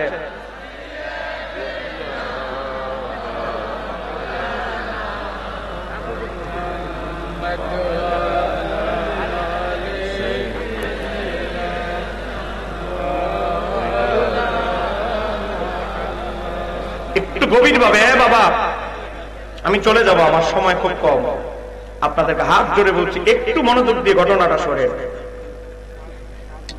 হযরত আবু মুসলিম আল খাওয়ালানী রাহমাতুল্লাহ আলাইহি চলে দিলেন ভণ্ড নবীর অনুসারীরা তোমার ভণ্ড নবী কোথায় আমি আবু মুসলিম খাওয়ালানী নবীও নয় নবীর সাহাবীও অল্পের জন্য হতে পারি নাই কিন্তু আমি নবীর একজন উম্মত নবীর একজন আশিক বাসের চ্যালেঞ্জ দিচ্ছি ভণ্ড নবীকে বাস হবে বেলায়েতের জোরে কিতাবের জোরে সাবার জোরে নয় বেলায়েতের জোরে খাজা গরিবে নওয়াজ ৯৯ লক্ষ বিধর্মীকে ইসলামের ছায়া তলে এনেছেন কিতাব দিয়ে নয় চাপাবাজি করে নয় বেলায়েতের জোরে হযরত শাহজালাল আলী আমনি বাংলাদেশ ইসলাম প্রচার প্রকাশ করেছে কিতাব দিয়ে নয় একটা কিতাবও নিয়ে আসে না আরব দেশ থেকে বেলায়েতের জোরে তারা ইসলাম প্রচার করেছে এই আপনাদের খড়মপুর কল্লা শরীফ নামে যাকে চিনেন তিনিও ইসলাম প্রচার করেছেন বেলায়েতের জোরে কিতাবের জোরে নয় কথা বলে না কেন ঠিক ঠিক আছে বাহাত হবে কিসের বাহাত বলো কিভাবে বাহাত হবে আগামীকাল সকাল 10টা বাজে এখানে আগুনের কুণ্ডলি বানানো হবে আমি 1 ঘন্টা আগুনের ভিতরে ঝাঁপ দিব আমারে যদি আমি আবু মুসলিম খাওয়ালানী মুসলমানদের পক্ষে বাহাত চ্যালেঞ্জ দিচ্ছি আমার পছন্দ থেকে শুরু করে আমাকে যদি আগুন জ্বালিয়ে ফেলে তাহলে ইসলাম ধর্মের নবী ভুয়া আর তোমাদের বন্ড নবীকেও ঝাঁপ দিতে হবে আগুনের ভিতরে তোমাদের বন্ড নবীর যদি আগুন খেয়ে ফেলে তোমার নবী তোমাদের নবী ভন্ড আমাকে যদি খেয়ে ফেলে তাহলে আমার নবী বাতিল একটু জোরে বলেন না সুবহানাল্লাহ এই বাস কি সবাই চ্যালেঞ্জ দিতে পারবে বলেন আপনারা আমারে কি আগুন খাতিল করবে কিন্তু খাতির করবে যদি আপনার মাকাম কলবের ভিতরে নবীর প্রতি মহব্বত এমন আশিক হতে পারে আমার নবীর গোলামীর দপ্তরে যদি নাম লেখাইতে পারেন চিৎকার দিয়ে বলতে হবে ঠিক কিনা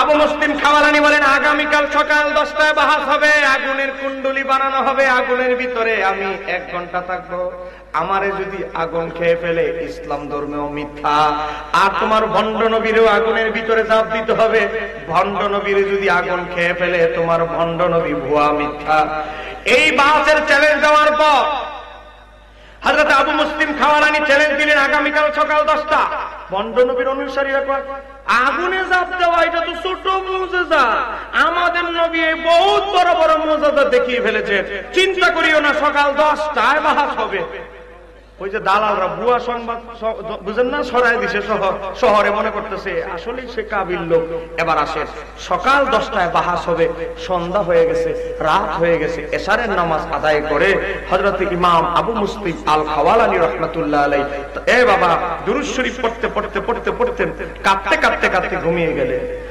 এ বাবা ইমাম ইবনে কাসির উল্লেখ করে হযরত আবু মুসলিম খাওয়ালানী যখন তার ঘরের বিছানায় ঘুমিয়ে গেলেন আবু মুসলিম খাওয়ালানী দেখতে পেলেন রাহমাতাল লিল আলামিন ইয়ামান দেশের জমিনে আবু মুসলিম খাওয়ালানীর বাড়িতে তাশরিফ এনেছে তাকবীর নারায়ে সালাত আহলে সুন্নাত ওয়াল জামাত আল্লামা শহীদুল্লাহ বাহাদুর সাহেব এ বাবা আমার নবী আবু মুসলিম খাওয়ালানীকে বললে আবু মুসলিম খাওয়ালানী ঘুম থেকে জাগ্রত হও দেখো কে চলে এসেছে চোখ খুলে দেখে রাহমাতাল লিল আলামিন তার ঘরের মাঝে তাশরিফ এনেছে আবু মুসলিম খাওয়ালানীকে আমার নবী আবু মুসলিম খাওয়ালানীকে জড়িয়ে ধরলেন গোটা শরীরের মাঝে হাত দিয়ে বুলিয়ে মাসেহ করে দিলেন মালিশ করে দিলেন বলে আমার নবীর নুরানি হাত মোবারক তার শরীরে লেগেছে তাকে কি আগুন স্পর্শ করতে পারবে? আমার নবী বললেন, আবু মুসলিম খাওয়ালানি, তুমি এই ভণ্ড নবীর বিরুদ্ধে যে সংগ্রাম, যে বাহাদুর চ্যালেঞ্জ দিয়েছ, আমি নবীর দরবারে তোমার খবর চলে গিয়েছে। আমি নবী রওজা শরীফ থেকে অনেক বেশি খুশি হয়ে গিয়েছি। ও আবু মুসলিম খাওয়ালানি, আমি একটা কারণে তোমার ঘরের মাঝে এসেছি, সেটা হচ্ছে ভণ্ড নবীর দালালরা তোমাকে হত্যা করার জন্য আসতেছে। তুমি তাড়াতাড়ি তোমার ঘর থেকে মুখ ডেকে বেরিয়ে যাও। হ্যাঁ বলেন, আমার নবী গায়েব জানে কি জানে না? রওজা শরীফ, এটা কিন্তু নবীর ওফাতের পরের ঘটনা। আমার নবী রওজা মুবারক থেকে ইয়ামান দেশে কি ঘটনা ঘটছে সেই খবর আমার নবীর কাছে আছে না নাই? এ বলেন আছে না নাই? কারবালার ময়দানে আমার নবীর ওফাতের 51 বছর পরে কারবালার ময়দানে কি ঘটছে সেই খবরও, কি ঘটেছিল সেই খবর আমার নবীর কাছে ছিল কি ছিল না? এ বলেন ছিল কি ছিল না? তিরমিজি শরীফের হাদিস। ভাই, আজকে আমাদের কিছু ভাইরা আজকে সহিহ হাদিস বলে, সহিহ হাদিস বলেও আজকে আমার নবীর অনেক হাদিসকে অস্বীকার করে। দেখেন, তিরমিজি শরীফের হাদিসে এসেছিল, নবীর বিবি হযরত উম্মু সালামা যখন দুপুরবেলা, বাবা কারবালার ময়দানে 10ই মুহররম 61 হিজরিতে দুপুরবেলা যখন ঘুমিয়েছিলেন জুমার সময়, হযরতে আমার নবীর বিবি উম্মু সালামা বলে, আমি যখন ঘুমায় রইলাম, ঘুমের ভিতরে দেখতে পেলাম। তো কি দেখতে পেলাম? তিনি বলে, রাআইতু রাসূলুল্লাহ সাল্লাল্লাহু আলাইহি ওয়াসাল্লাম ফিল মানামি, আমি নবীকে দেখলাম। কই কি? ইয়াবকি, আল্লাহর হাবিব কাঁদতেছে। ওয়া আলা রাসিহি, আল্লাহর হাবিবের মাথা মোবারকে, ওয়া লিহিয়াতিহি, এবং দাড়ি মোবারকে কি দেখলাম? তুরাব, রক্ত মিশ্রিত মাটি। আমি দেখার পর আমার নবীকে বললাম, নবীর বিবি আমাদের মা হযরত উম্মু সালামা বলে, ফাকুলতু, আমি তখন নবীকে বললাম, মা লাকা ইয়া রাসূলুল্লাহ, ওগো নবী, আপনার এই অবস্থা কেন? আপনার ওফাতের পর কত শতবার আমি আপনাকে স্বপ্ন দেখেছি, কিন্তু আপনার দাড়ি মোবারকে রক্ত মিশ্রিত মাটি, আপনার মাথা মোবারকে রক্ত মিশ্রিত মাটি, এই রহস্য কি? এইটা দেখতেছি, এটা রহস্য কি? আমার নবী বলে, কলা, আমার নবী বলতে লাগলেন, শাহিদতু কাতলাল হুসাইন আনিফা, আমার বিবি উম্মু সালামা, তুমি আমাকে যেই জায়গায় দেখছো এটা হচ্ছে কারবালার জায়গা, কারবালার ময়দান। এই জায়গায় আমার কলিজার টুকরা নাতি হুসাইনকে শহীদ করা হয়েছে। আর আমার দাড়িতে যে রক্ত মিশ্রিত মাটিগুলো দেখছো, এই রক্ত মিশ্রিত মাটিগুলো, রক্তগুলো আমার নাতি হুসাইনের রক্ত। আমার মাথায় যে দুলাবাল রক্তগুলো দেখছো, এগুলো হুসাইনের রক্ত। একটু জোরে বলা যাবে কি সুবহানাল্লাহ? একেবারে সাহিত্য শব্দ এসেছে। সাহিত্য বাটপারির কোনো সুযোগ নাই। মোল্লা আলী কারী মেরকাতে সাহিত্য শব্দের ব্যাখ্যার মাঝে তিনি উল্লেখ করেছে যে আল্লাহর হাবিব সেখানে উপস্থিত ছিলেন। এবার আপনাদের কাছে জানতে চাই, হাদিস কোথায় এসেছে? তিরমিজি শরীফ হাদিস নাম্বার 3771, মানে 3771 নম্বর হাদিস। সিয়াসিত্তার ভিতরে আছে যে আমার নবী তার ওফাতের পরেও গোটা পৃথিবীতে কোন জায়গায় কি চলে বলেন নবীর কাছে খবর আছে না নাই? আমার নবী আবু মুসলিম খাওয়ালানিকে বললে, আবু মুসলিম খাওয়ালানি, আমি নবী রাহমাতাল লিল আলামিন তোমার জন্য দোয়া করে দিয়েছি, তাড়াতাড়ি চাদর দিয়ে মুখটা ঢেকে ঘর থেকে বের হয়ে যাও, কেননা ভণ্ড নবীর ডাকাত অনুসারীরা তোমাকে হত্যা করার জন্য আসতেছে। আবু মুসলিম খাওয়ালানি চলে গেল। আমার নবী বলেছে, বাহাসের 5 মিনিট আগে, বলেন কয় মিনিট? বাহাসের কিছুক্ষণ আগে ছাড়া তুমি তোমার চেহারা প্রদর্শন করবে না। বাবা, আবু মুসলিম খাওয়ালানি আত্মগোপনে আছে। সকাল 10টায় বাহাস, 10টা বাজে নিজের চেহারা প্রদর্শন করবে। ফজরের নামাজের পর বন্ড নবীর অনুসারীরা ঢোল বাজাইতে লাগলো। শুনেছো, ইসলাম ধর্মের অনুসারী আবু মুসলিম খাওয়ালানি নিজের বড় পণ্ডিত দাবি করে। এত গত রাত্রে থেকে পালাতক কেমনে বুঝছে? বুঝেন না? মারার জন্য গোয়েন্দা পাঠাইছে, এখন গিয়ে ঘরে পায় নাই। বাবা, গভীর ভাবে লক্ষ্য করে হযরতে আবু মুসলিম খাওয়ালানি রাহমাতুল্লাহ আলাইহি চেহারা ঢেকে রেখেছে। এমন অবস্থায় ভণ্ড নবীর অনুসারীরা ধপ বাজিয়ে এলান করতেছে, শুনেছো, ইসলাম ধর্মের নবী, নবী মুহাম্মদের একজন অনুসারী আবু মুসলিম খাওয়ালানি নাকি নাম, সে বাসের চ্যালেঞ্জ দিয়া গত রাত্রে থেকে পালাতক। আসলে কি সে পালাতক? বলেন, হযরত আবু মুসলিম কি পালাতক? কারণ প্রকাশ্যে তার চেহারা প্রদর্শন করলে এই ভণ্ড নবীর অনুসারীরা বাস তাকে বানচাল করার চেষ্টা করবে। কথা বলে না কেন? ঠিক কি রে? বাবা, গভীর ভাবে লক্ষ্য করেন, আবু মুসলিম খাওয়ালানি নবীর হুকুম ছাড়া এক চুলো অগ্রসর হচ্ছে না। আবু মুসলিম খাওয়ারানি 10টা বাজা সুই সুই অবস্থা 10টা বেজে যাবে এমন একটা সময় বাবা রুমাল দিয়ে যে মুখ ঢেকে রেখেছে রুমালটা মুখ থেকে রুমালটা সরায়া বলতে লাগলেন, আল্লাহর হাবিব মুহাম্মদুর রাসূলুল্লাহ সাল্লাল্লাহু আলাইহি সাল্লামের উম্মতরা পালায় না একটু জোরে বলা যাবে কি সুবহানাল্লাহ। স্টেজ করা হয়েছে, বুঝেন না? স্টেজ করা হয়েছে, চেয়ার 2টা, ওই ভণ্ড নবীর জন্য এক চেয়ার, হযরত আবু মুসলিম খাওয়ালানির জন্য এক চেয়ার, 2 চেয়ার। বলে মানুষ তোমরা জড়ো হও, ভণ্ড নবীরে নিয়ে আসো। ভণ্ড নবী কয় কি রে, হে কে পাওয়া গেছে, বুঝে পাওয়া গেছে। ভণ্ড নবীর তো বুঝেন না, সোরের মন পুলিশ বুঝে ফেলছে, বাবা রে আমি যদি আগুনে ঝাঁপ দেই আগুন তো আমারে খাতির করবে না। তো এখন চিন্তা করলো আগুনে যেহেতু সবার আগে ঝাঁপ দিবে হযরত আবু মুসলিম খাওয়ালানি, ও তো নবীও না সাহাবীও না, আগুন কি আর তারে খাতির করবে? এই চিন্তায় ভণ্ড নবী বাহাতে আসলো। আসার পরে চেয়ারের মধ্যে বসা, বুঝেন না? ভণ্ডে ধরতে আবার চেয়ারে একটু ভাবসাবটা বসার ধরনটা একটু অন্যরকম, কথা কেন কেন ঠিক কি দেয় বাবা। আর হক্কানি ওলিয়া উলিয়াদের বসার ধরন হচ্ছে আদবের সাথে তারা বস। এবার আসেন আবু মুসলিম খাওয়ালানি বলে, ভণ্ড নবীর অনুসারীরা একজনও পালাইবে না, এখন বাহাস শুরু হবে। হযরত আবু মুসলিম খাওয়ালানি পাগড়ি সহ বাবা আগুনের কুণ্ডলীর ভিতরে ঝাঁপ দিলেন, আগুনের কুণ্ডলীর ভিতরে ঢুকে গেলেন। আর আগুনের কুণ্ডলীর ভিতরে থাকা অবস্থায় মুস্কি মুস্কি হাসতেছে।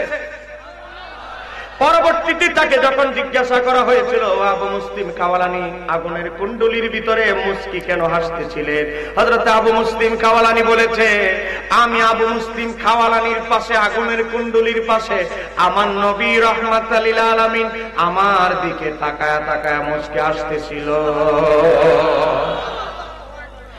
বাবা কন্ট্রাক্ট ছিল, বাহাতের শর্ত ছিল 1 ঘন্টা আগুনের ভিতরে থাকবে। বলেন কয় ঘন্টা? কিন্তু আবু মুসলিম খাওয়ালানি থাকলেন আগুনের ভিতরে 3 ঘন্টা। 3 ঘন্টা যখন মোটামুটি হয়ে যাচ্ছে, ভণ্ড নবী এখন দৌড় দেওয়ার জন্য পরিকল্পনা করতেছে, কোন দিক দিয়ে দৌড়টা দিলে জীবনটা নিয়ে আত্মরক্ষা করা যায়। বাবা ভণ্ড নবী যখন আসন ছেড়ে দৌড় দিতে পালাইতে গেল, আরে বাবা মুসলমানরা নয়, ভণ্ড নবীর অনুসারীরাই তার এমন মাইর দিল, তাকে পিটাইতে জাহান্নামে পাঠিয়ে দিল।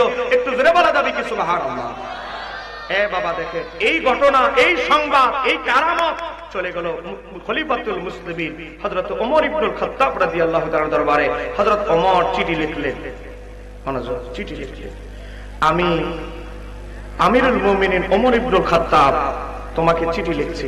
আবু মুসলিম খাওয়ালানি, আমি তোমার অনেক প্রশংসা শুনেছি, আমি ওমর তোমাকে এক নজর দেখতে চাই, কারণ আমি রাষ্ট্রীয় ব্যস্ততার কারণে তোমার কাছে ইয়ামানে যেতে পারবো না, তুমি মদিনায় আসো, আমি তোমাকে এক নজর দেখতে চাই।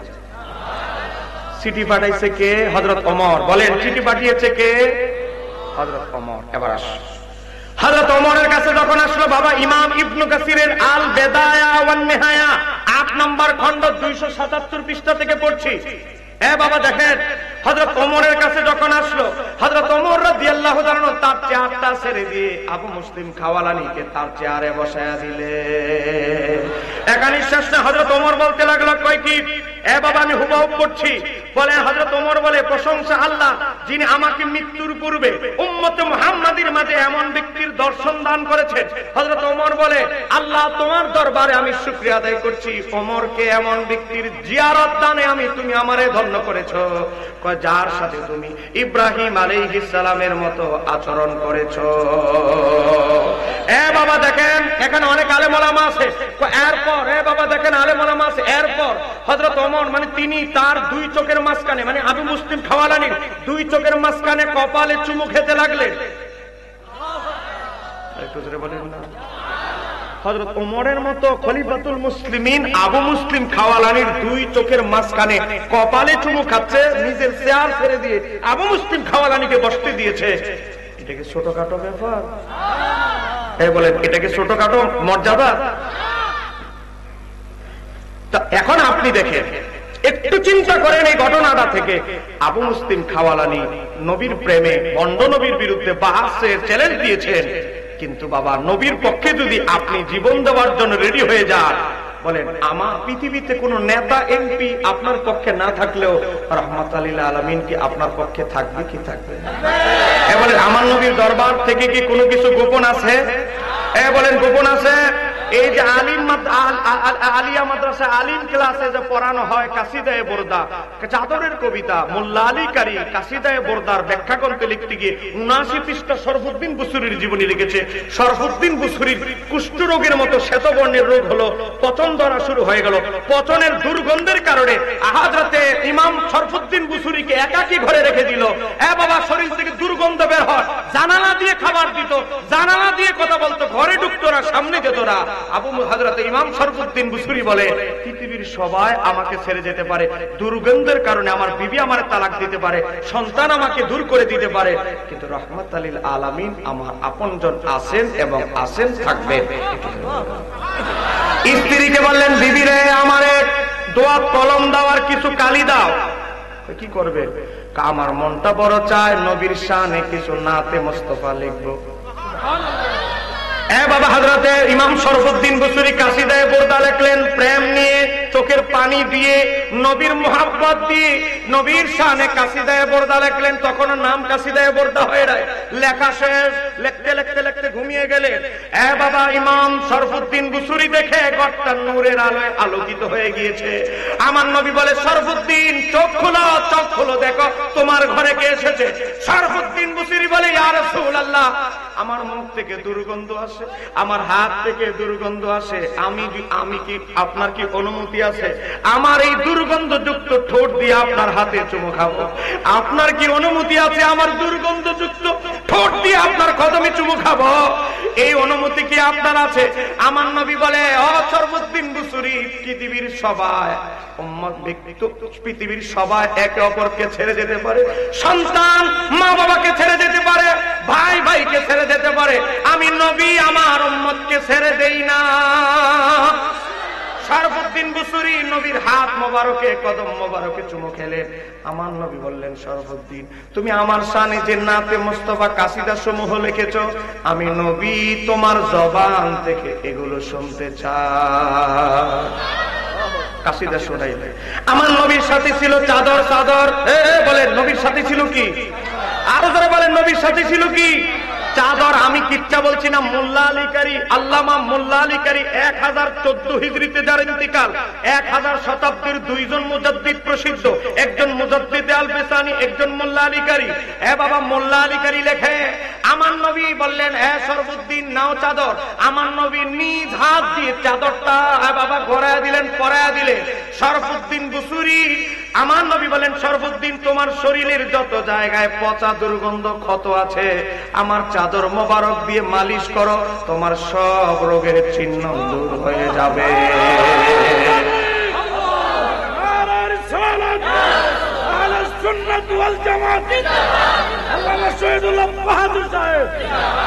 গভীর মনোযোগ। সময় কি শেষ হয়ে গেছে? আর 6 মিনিট আছে, 24 বাজে। আমার হুজুর আরেকটা মাহফিল আছে, ফোন দিতেছে, দেখেন হুজুর 7টা ফোন দিয়ে গেছে ওই মাহফিল থেকে, কিন্তু ওই যে মাইক দিতে দেরি হয়ে গেছে। গভীর মনোযোগ। আমার হাতে আর 6 মিনিট সময় আছে। আপনারা কি বিরক্ত হচ্ছেন নাকি? বলেন, বিরক্ত হচ্ছেন? এবার আস। তাহলে শরফুদ্দিন বুসুরিকে স্ত্রী একা ঘরে রেখে দিয়েছে, দুর্গন্ধ আসে, ছেলে দূরে সরিয়ে দিয়েছে, কিন্তু আমার নবী কি তার উম্মতকে ছেড়ে দিতে পারে? সকালবেলা যখন হলো, ঘর থেকে মেসকম্বরের গ্রান বের হচ্ছে। বিবি বলে, কিরে, আমার স্বামীর ঘর থেকে মেসকম্বরের গ্রান কেন বের হচ্ছে? দরজা খুলে দেখে হযরতে ইমাম শরফুদ্দিন বুসরির গাল থেকে শুরু করে শরীরে কোন রোগের কোন চিহ্ন নাই, পতনের কোন চিহ্ন নাই। একটু ধরে বলা যাবে কি আল্লাহু আকবার? তাহলে বলেন, আপনাকে বাবা নবীকে যদি হৃদয়ে আপন করে নিতে পারেন, নবীর প্রতি যদি প্রেম ভালোবাসা থাকে, বলেন আমার নবীর দরবারে আপনার খবর আছে না নাই? জোরে বলেন, আছে না নাই? একটা হাদিস, একটা ওয়াকিয়া বলে 1 মিনিটে আমি আমার আলোচনা শেষ করছি। আপনাদেরকে দেখাচ্ছি একটা বই। এই দেখেন, আমার হাতে একটা বই দেখতে পাচ্ছেন, বইটার নাম হচ্ছে ফাজায়েলে হজ। বলেন, ফাজায়েলে হজ। আমাদের বই না, তাবলিগ জামাতের বই, তাবলিগি কুতুবখানা, বাংলা বাজার, ঢাকা। এই তাবলিগি কুতুবখানা বাবা লিখেছে কে? ফাজায়েলে আমলের যিনি লেখক, তিনি লিখেছেন মোহাম্মদ মাওলানা জাকারিয়া সাহারানপুরি। এই বইয়ের ভিতরে 141 পৃষ্ঠার ভিতরে তাবলীগ জামাতের বইয়ের ভিতরে এসেছে, ইমাম জালালউদ্দিন সুয়ুতী রাহমাতুল্লাহ আলাইহি তারিকুল খোলাফা কিতাবে এসেছে, এ বাবা 555 হিজরির ঘটনা। একজন আওলাদ রাসূল ইমাম রেফাই রাহমাতুল্লাহ আলাইহি, ইমাম রেফাই রাহমাতুল্লাহ আলাইহি হজ করতে গিয়েছেন মক্কায়, মক্কা থেকে মদিনা এসেছেন। 3 পৃষ্ঠা ব্যাপী নবীর শানে কিছু নাতে মোস্তফা লিখেছে। এই দেখেন এখানে 2 লাইন উল্লেখ করা হয়েছে, এই পৃষ্ঠায় 2 লাইন, মূলত কিন্তু 3 পৃষ্ঠা। আমার মোবাইলে পিডিএফ আছে। এই নবীর শানে কিছু নাত লিখেছে। হযরত ইমাম রেফাইর ইচ্ছা হলো আমি আমার নবীর রওজা মোবারকের সামনে দাঁড়ায় এই নাতগুলো আমার নবীকে শোনাবো। দারোয়ান খেদমতগারকে বললেন, খাদেমকে বললেন, তখন আব্বাসীয় খিলাফতের জামানা, খাদেম আমি আওলাদ রাসূল ইমাম হুসাইনের বংশধর, আমি ইমাম রেফাই, আমাদের জন্য আলাদা স্পেশাল হুকুম রয়েছে, তুমি দরজা খুলে দাও, গেট খুলে দাও। ইমাম রাফাই নবীর রওজা মুবারকের সামনে দাঁড়িয়ে নবীর শানে যে নাতে মোস্তফা লিখেছেন এগুলো পড়া শুরু করলে পড়তেছে আর কাঁদতেছে, পড়তেছে আর কাঁদতেছে। এমন অবস্থা হয়ে গেল, এমন প্রেমের জোয়ার আসলো, আমার নবী তার ডান হাত মুবারক রওজা মুবারক থেকে বের করে দিলেন। চিৎকার করে বলা যাবে কি আল্লাহু আকবার। এ বাবা তাবলীগ জামাতের বইয়ের 141 পৃষ্ঠায় দেখেন, সেখানে উল্লেখ করা হয়েছে হযরত ইমাম রাফাই তাহা চুম্বন করিয়া ধন্য হন, আমার নবীর হাত মোবারক চুমু দিতে থাকলো। এরপরে দেখেন বলা হয় সেই সময় মসজিদে নববীতে 90,000 লোকের সমাগম ছিল, 90,000 লোক ছিল, সকলেই বিদ্যুতের গতিতে নবীর হাত মোবারক একের পর এক চুমু খেতে থাকে। এখানেই শেষ নয়, এ দেখেন তাবলীগ জামাতের বইয়ের ভিতরে এসেছে তাহাদের মধ্যে 90,000 লোকের ভিতরে তাহাদের মধ্যে মাহবুবে সুবহানী হযরত আব্দুল কাদের জিলানী রাদিয়াল্লাহু তাআলা একজন ব্যক্তি ছিলেন। সুবহানাল্লাহ। তাহলে আপনারা বলেন নবী কি হায়াতুন নবী, মরা নবী না হায়াতুন নবী? যারা বলে আমার নবী রওজা মোবারক থেকে কোথায় যেতে পারেন না, ওনার ক্ষমতা শুধু রওজা মোবারক পর্যন্ত, তাদের আকীদা কি ঠিক? তাদের আকীদা কোশ্চিন খেলাও ঠিক নয়। আপনাদেরকে একটা ঘোষণা দিচ্ছি, আমার আলোচনার সময় একেবারে শেষ, 2 মিনিটে শেষ করে দিচ্ছি। কারো যদি সম্ভব হয়, আমার হাতে সময় নাই, চলে যেতে হবে, 2 মিনিটে বই নিয়ে যাবে, কারো লাগলে নিবেন। একটা বই সহজ পদ্ধতিতে সহি নামাজ শিক্ষা। আপনারা জানেন একটু আগে আমি বলেছি নামাজ নিয়ে এখন বিভ্রান্তি, বারবার হাত উঠানো, এ বাবা বারবার আঙ্গুল নাচানো, ওয়ালাদ দালিন বলার পর আমিন এই করো। এই কোম্পানির লোক আপনাদের এই দাঁত মন্ডলেও আশেপাশে আছে, কথা করা আছে না নাই? শহরে গেছে, বিশ্ববিদ্যালয়ে গেছে, পড়তে গিয়ে নামাজ পাল্টায় চলে এসেছে, বলে বাপ দাদা 14 গোষ্ঠীর নামাজ নাকি ভুল নামাজ, যেটা নামাজ শিখছে এটা বলে সঠিক নামাজ। তাকে জিজ্ঞাসা করবে শাহজালাল ইয়ামানি নাবির নিচে হাত বেঁধে নামাজ পড়ে সুরমা নদী পার হয়ে গেছে, তো তোমার হুজুর যে এত বড় কাবিল হুজুর, তো তোমার হুজুরকে বলবো শাহজালাল ইয়ামানি তো সুরমা নদী পার হয়েছে, তোমার হুজুর শুধু পুকুরের এই পার থেকে ওই পার যাক, বোঝা যাবে তোমার হুজুরের ক্ষমতা কতটুকু। এই কথা কাটাকাটি ঠিক কিনা? খাজা করিবেন আমার যদি আনা সাগরের পানি লুটায় বদনায় বসতে পারে নবীর নিচে হাত বেঁধে, তাহলে আমাদের আর নতুন তরিকা দরকার আছে? এই বইটা নিবেন, এখানে 32 রকম নফল নামাজ, এই যে সামনে সবে মেরাজ এখানে দেওয়া আছে, সবে বারাত দেওয়া আছে, এ বাবা তারাবি কত রাকাত সব এখানে আলোচনা আছে, 32 রকম নফল নামাজ 266 পৃষ্ঠায়। যাদের বাচ্চাদের স্মৃতি শক্তি ভালো না, পড়লে মুখস্থ থাকে না, এখানে একটা দুরূদ আছে। এ বাবা কোন দুরূদটা বেশি বেশি বললে নবী জিয়ারত পাওয়া যাবে, এখানে এই বইয়ের ভিতরে দেওয়া আছে, আপনি এই বইটা পড়বেন। আরেকটা বই, এটা আমার লেখা নয়, এটা অনুবাদ, গাউস পাকের লেখা সিররুল আসরারের বাংলা অনুবাদ, তাসাউফ দর্শন মারিফাত কাকে বলে, পীরের হাতে কেন বায়াত হতে হবে, এ বাবা কলব কেন পরিবর্তন করতে হবে, পবিত্র করতে হবে, কলব থেকে খারাপ গুণগুলো কিভাবে দূর করবেন, অহংকারী মানুষ থেকে কিভাবে নিজেকে ভদ্র একজন অমায়িক বিনয়ী মানুষ বানাবেন, গাউস পাকের এই বইটা পড়েন। বড় পীর আব্দুল কাদের জিলানীর এই 2টা বই কারো লাগলে নেবেন, 150 টাকা করে, 300 টাকা। আমাদের সুন্নিদের বই পড়ার অভ্যাস বাড়াতে হবে, না হলে আমাদের অবস্থা শোচনীয়, অবস্থা খারাপ। বই পড়ার পরিধি বাড়ান, এই 2টা বই কারো লাগলে নেবেন। আরেকটা বই, এই বইটা নাই এজন্য নাম দিচ্ছি না, ইসলামে নারীর মর্যাদা, পর্দার বিধান, পর্দা করতে হবে পর্দার উপরে। আল্লাহ সুবহানাহু ওয়া তাআলা আজকের আলোচনা কবুল করুন, সবাই বলেন আমিন। সম্মানিত আমার ভাইয়েরা, আমি 1 মিনিটে, যে 30 বেজে গেছে সময় আর নাই, 1 মিনিটে আপনাদেরকে বলছি, এই আমাদের সমাজে যে কথিত লামাযাবি বের হয়েছে, তারা আল্লাহকে আমার আপনার মতো আকার আকৃতি সাব্যস্ত করে, জোরে বলেন নাউযুবিল্লাহ। এই কারণে লামাযাবিদের সাথে আমাদের দ্বন্দ্ব। তারা বলে আমার আল্লাহ আরশের কুরসির মধ্যে বসা, আল্লাহর ভারে ওজনে নাকি আরশ মরমর শব্দ করে। এদের বড় হুজুর ইবনে তাইমিয়া ছেদ মিম্বারে সময় বলেছিল, আমি যেভাবে খুতবার মিম্বার থেকে 1 2 3 সিঁড়ি বেয়ে নামি, আল্লাহ কুরসি থেকে এভাবে নামে। জোরে বলে না নাউজুবিল্লাহ। এখানে শেষ নয়, তারা বলে তাদের লামাযাবিদের আকীদা নবী মেরাজে আল্লাহকে দেখে নাই। অথচ মুসনাদ আহমদের 2580 নম্বর হাদিস আব্দুল্লাহ ইবনে আব্বাস থেকে বর্ণিত, আমার নবী বলে, রুআইতু রব্বি তাবারাকা ওয়া তাআলা, আমি আমার রবকে 2 নয়নের চোখে দেখেছি। নবী বলে দেখেছি, হুজুর বলে দেখে নাই। আমরা কি হুজুরের মৌলবীর কথা মানবো না নবীর কথা? হ্যাঁ বলেন কার কথা? তারা বলে ঈদ মিলাদুন নবী বেদাত, নবী হায়াতুন নবী নয়, নবী ইলমে গায়েবের খবর দেনেওয়ালা, এটা শিরকি আকীদা। লামাযাবিদের সাথে নামাজ থেকে শুরু করে, এ বাবা তারাবি নামাজ থেকে শুরু করে, বিতিন নামাজ থেকে শুরু করে 111টা বিষয় দ্বন্দ্ব। অতএব আমার যুবক ভাইদেরকে আমি অনুরোধ করছি, বয়সে যদি আমার বড় হও, বয়সে যদি ছোট হও, ছোট ভাই হিসেবে অনুরোধ করছি, এই লামাযাবিদের খপ্পরে পড়ে ঈমান নষ্ট করবে না। তোমার যদি বুঝার দরকার হয়, কমিটির মাধ্যমে হোয়াটসঅ্যাপ নাম্বার নিবে। এ বাবা তোমার বাড়িতে রংসা খাওয়াও না খাওয়া, আমি মাযহাব যে সহিহ হাদিসের ভিত্তিতে চলে তা আমি প্রমাণ করেই দেব ইনশাআল্লাহ। ঠিক কারকে বলেন ঠিক কিনা? আসসালামু আলাইকুম ওয়া রাহমাতুল্লাহি তাআলা ওয়া বারাকাতুহু।